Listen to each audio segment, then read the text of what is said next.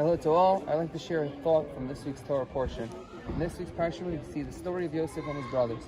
Yosef approaches his brothers after trying to come give them a message from his father, Yaakov, and they see him from afar, and they say one to another, Hine, Bala-Chalomot higia. The dreamer approaches. That's a funny way to describe Yosef, and it was obviously a degrading way that they meant to describe him. Because they thought of all his prophecies, all his dreams that he had about them were just dreams. They were childish. They weren't something to be taken seriously. However, we know later on that Yosef was right.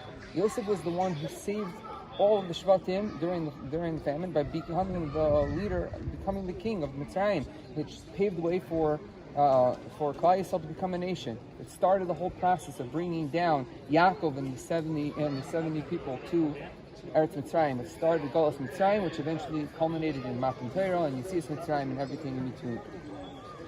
Yet when the brothers referred to him, they referred to him as dreamers. Dreamers. That's a funny term.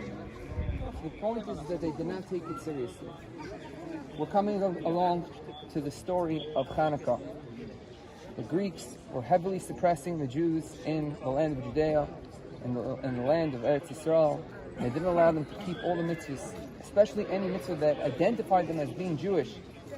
And most of, if not all of the Jews at that point were basically reverted to keeping Judaism secret.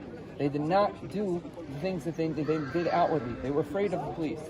But there was one person by the name of Maccabees and his children, a small group of people that stood up and said, no, we cannot live this way. We're not masking, we are not willing to accept that this is the reality. And they went to war. They started guerrilla warfare against one of the most powerful armies in the entire time of that Tkufa. They started a war, and ultimately they won. Now, you can imagine what was going on when they started the war. The Kolkeres, the Pashkevilin that were going on. Everybody was writing, these people don't represent us. This is not who we are. This is not what we stand for. They were afraid. But who was right? Ultimately, who was right? Matisyo, the dreamer. Matisyo, the dreamer was right. When David HaMelech says, we're going to stand here and see the return of Tzion, we'll be like dreamers. Who would have thought a dream that we can return here, that we can daven here, that we can pray here, that we can be here, and that Be'ezras Hashem will be able to build the Beis HaMikdash here? Who would have thought that? But we need to dream. If we want to be successful, we need to dream.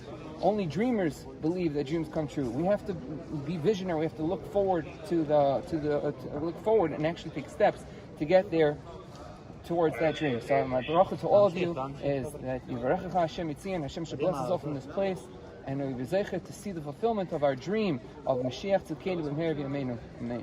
Bina Beis HaMikdash. יישר כוח.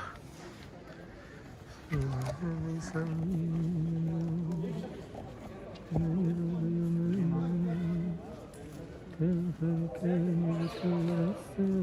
you.